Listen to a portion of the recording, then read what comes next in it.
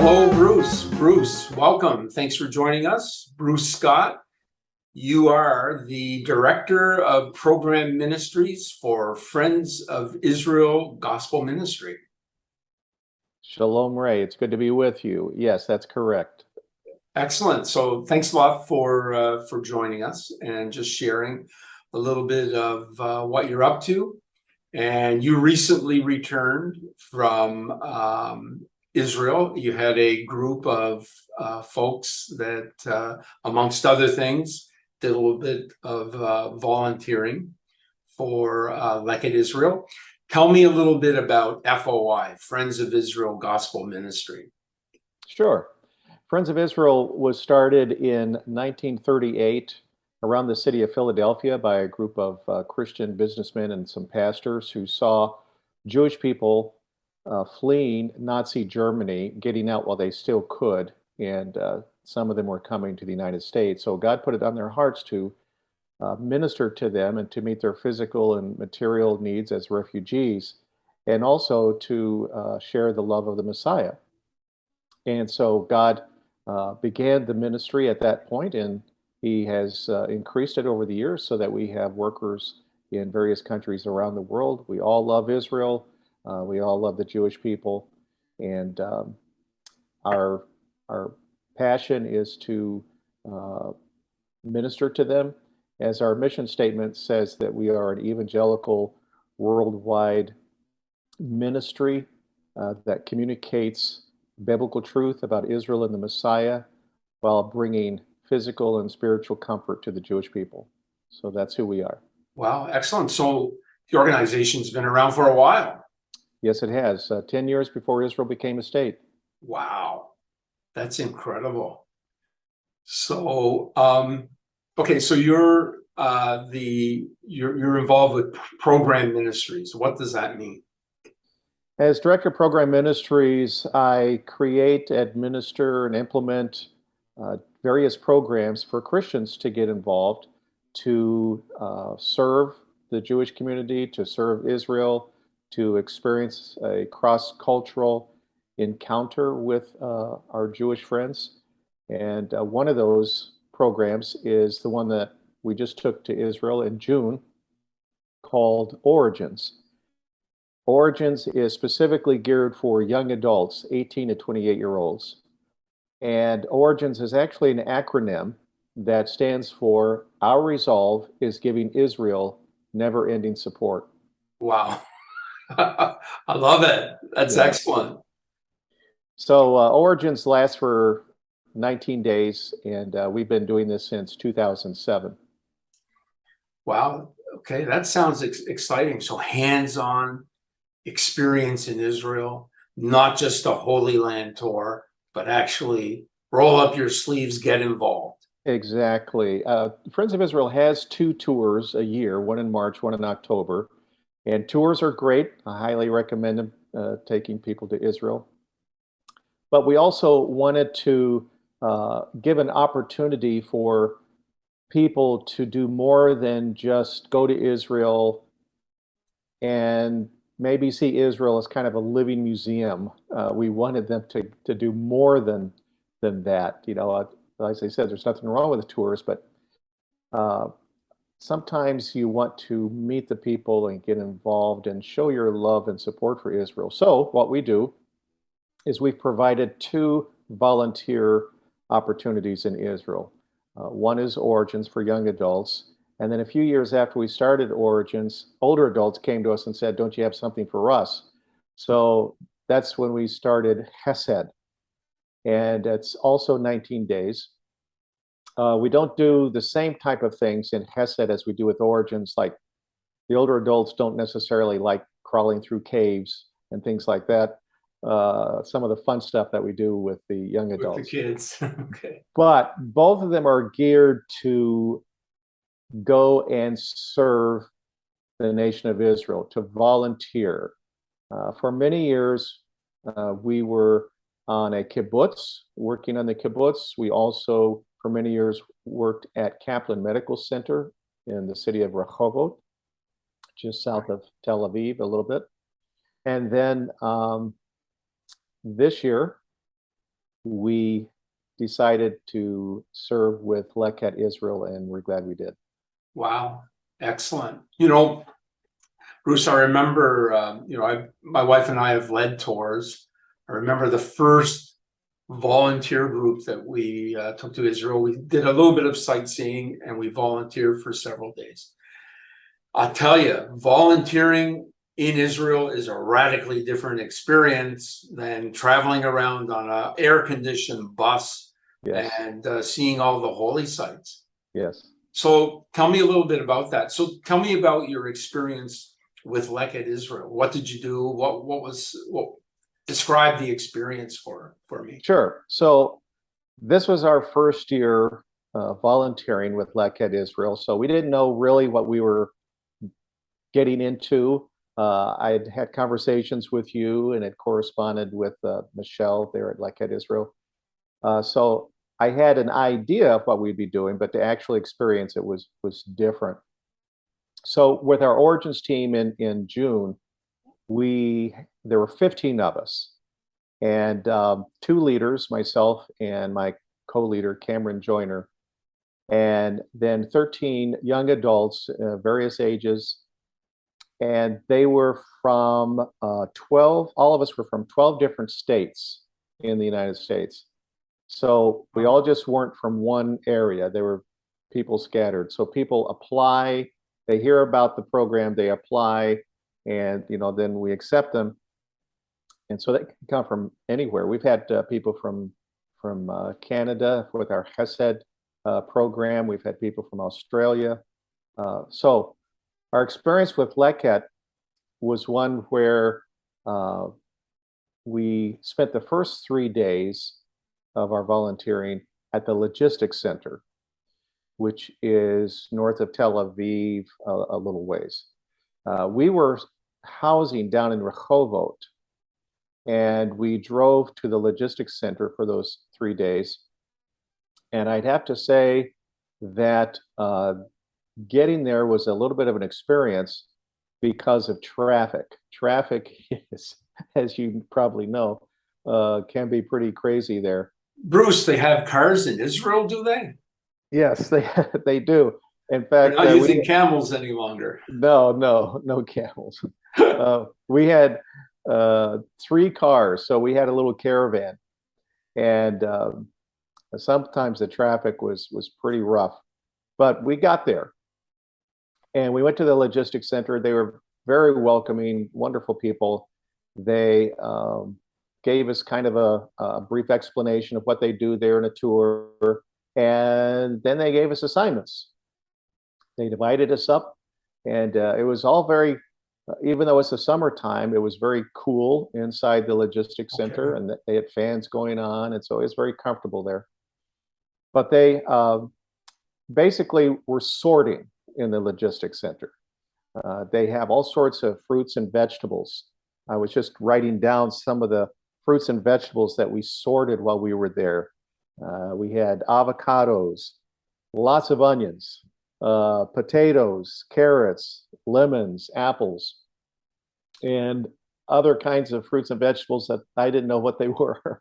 Wow. But we had lots of them. And what you're doing is you're going through them. These are fruits and vegetables that are harvested from various fields in Israel, and they come to the logistics center, and you go through them, and basically you throw out the bad ones. You look for the bad ones, and you just throw those out, and then the other ones are kept and then sent to the various food banks around Israel. So we did that for 3 days in the logistics center. And one of the highlights of, I think, our experience working with Leket Israel was at the logistics center. And that is, not only was it fun and enjoyable to do that type of work and to know that you're helping out, but also there were Israeli volunteers who came on certain days. Right. And so we got to talk with them, and they asked us who we were, where we were from, and when we told them what we were doing, they just were so appreciative that we were there to volunteer and help out Israel. So it Christians was helping Israel. exactly. So it was wonderful to meet these Israeli people, make new friends that way, and to share what we're doing with them. So that was a real highlight. Excellent. So you spent some time out on a farm as well? We spent 3 days in the logistics center, and then we spent 5 days on a farm out in the field in Rishon LeZion. Wow. So what we did there, we had no idea what we were going to do until we got there. But when we got there, they said, well, you're basically going to be harvesting kohlrabi. Now, I'm not a cuisine guy, so I had no idea what kohlrabi was. I'd never seen one to my knowledge before. But kohlrabi, I learned, is sort of like a cabbage or sort of in that family. So it's in the ground, and you pull it up, and then you pull off the leaves off of it, and then you break off the root, and then you put it in a bucket, and then when your bucket's full, you carry your bucket to a big bin that they have there, and they had a whole series of bins, and you dump your bucket, then you go do it again. And so we did that for 5 days, and it was a great experience. And I think by the end, if we counted up right, we filled up something like about 30 of those large bins of kohlrabi. Incredible. Wow. Wow. That's excellent. So, Bruce, it sounds like you had a great time. It sounds like you worked hard. We did. We did. And working out in the field was different than the logistics center. Working out in the field in June was hard because it was hot. It was hot. It wasn't so much that the work was extraordinarily difficult. All of us who were doing it felt like, okay, we can do this. But it was the heat. The heat kind of drained your strength. So we worked a couple of hours shorter out in the fields than we did in the logistics center. Okay. So I mean, you're arriving there in the heart, of the summer. Spring maybe not so bad. Fall maybe not so bad. Correct. Yeah. Okay, so Bruce, I got a question for you. You got to help me with something. Sure. Okay, so I've spoken to tour operators, I've spoken to travel agents, I've spoken to pastors, and I encourage them. You're touring Israel, you're there for 8 days, take an hour or two to stop by our logistics center, maybe stop by a farm, do a little bit of volunteer work, get some Holy Land soil under your fingernails. Yes. And I'm frustrated because so often I hear, Ray, I'd love to come stop by Leket, but we just can't fit it into our schedule. Yeah. So my response is, listen, after 4 or 5 days of either a shrine or an archaeological dig, a stop by a farm or our logistics center would be a welcome change in a tour itinerary. So, Bruce, what would you say to somebody? They're part of a tour, they're leading a tour, maybe somebody is watching us that's a travel agent. What would you say to that person that says, sorry, I just can't fit it into the itinerary? I would definitely encourage them to do so. Do whatever it takes to do that. The reason is, like I said earlier, touring is great, but coming from a different country and then going to Israel, and you get on a bus, you get off the bus, take some pictures, get back on the bus, you get a different perspective than participating and meeting with Israeli people and talking to them. It's so much better than just touring. Again, touring is great, but to interact with the people and also to know that you're showing your support of Israel, even if it's just for an hour. We had Israeli volunteers who came to the logistics center, and they were just there maybe for an hour. There was a lady that was in her I think she was in her early 90s. Wow. Yeah, it was amazing. She was a hard worker. She came and she was just amazed that we were there helping out. She was so appreciative.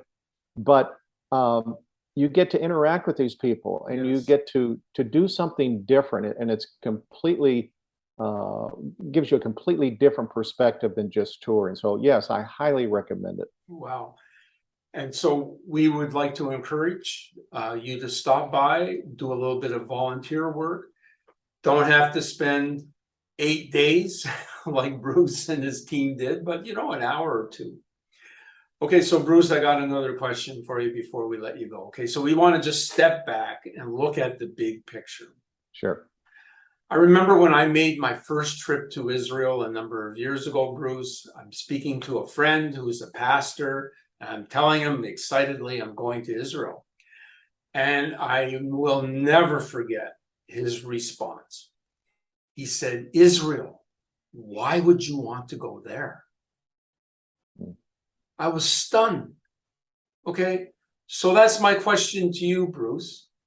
Why Israel? Why are you dedicating so much of your time and your energy to this country?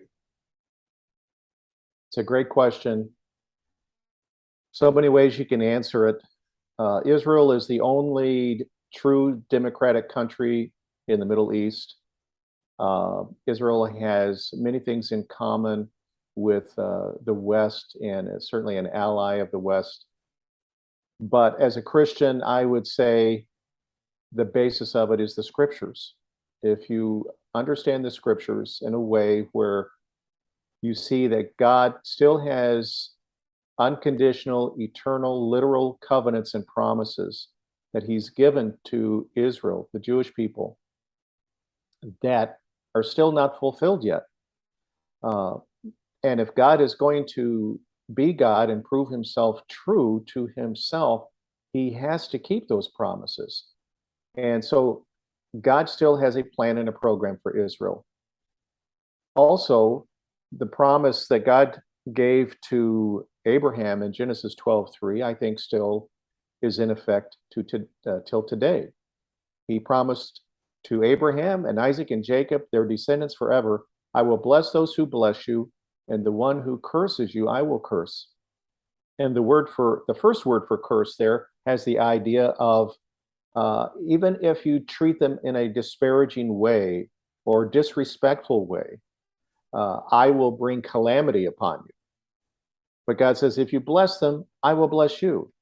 Now, I think that there is a blessing that comes when you bless Israel and you go there and you serve them. God does give a blessing for that, but it's not just a selfish motive.